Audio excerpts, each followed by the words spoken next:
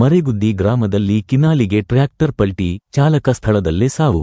ಬಾಗಲಕೋಟೆ ಜಿಲ್ಲೆಯ ಜಮಖಂಡಿ ತಾಲೂಕಿನ ಮರೆಗುದ್ದಿ ಗ್ರಾಮದಲ್ಲಿ ಚಲಿಸುತ್ತಿದ್ದ ಟ್ರ್ಯಾಕ್ಟರ್ ಚಾಲಕನ ನಿಯಂತ್ರಣ ತಪ್ಪಿ ಕಿನಾಲಿಗೆ ಪಲ್ಟಿಯಾದ ಪರಿಣಾಮ ಚಾಲಕ ಸ್ಥಳದಲ್ಲೇ ಮೃತಪಟ್ಟ ಘಟನೆ ನಡೆದಿದೆ. ಮೃತರನ್ನು ಕೊಣ್ಣೂರ ಗ್ರಾಮದ ಸುಮಾರು 20 ವರ್ಷದ ಶಿವಪ್ಪ ಬಸಪ್ಪ ಗಸ್ತಿ ಎಂದು ಗುರುತಿಸಲಾಗಿದೆ. ತಂದೆಯ ಮರಣದ ನಂತರ ಶಿವಪ್ಪ ತನ್ನ ತಾಯಿಯೊಂದಿಗೆ ಮರೆಗುದ್ದಿ ಗ್ರಾಮದ ಅಜ್ಜನ ಮನೆಯಲ್ಲಿ ವಾಸವಾಗಿದ್ದನು ಎಂದು ತಿಳಿದುಬಂದಿದೆ. ಘಟನೆಯ ಮಾಹಿತಿ ತಿಳಿದ ಕೂಡಲೇ ಪಿಎಸ್ಐ ಗಂಗಾಧರ ಪೂಜೇರಿ ಅವರ ನೇತೃತ್ವದ ಪೊಲೀಸ್ ತಂಡ ಸ್ಥಳಕ್ಕೆ ಭೇಟಿ ನೀಡಿ ಪರಿಶೀಲನೆ ನಡೆಸಿತು.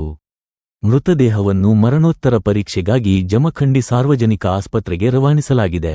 ಈ ಕುರಿತು ಜಮಖಂಡಿ ಗ್ರಾಮೀಣ ಪೊಲೀಸ್ ಠಾಣೆಯಲ್ಲಿ ಪ್ರಕರಣ ದಾಖಲಾಗಿದೆ.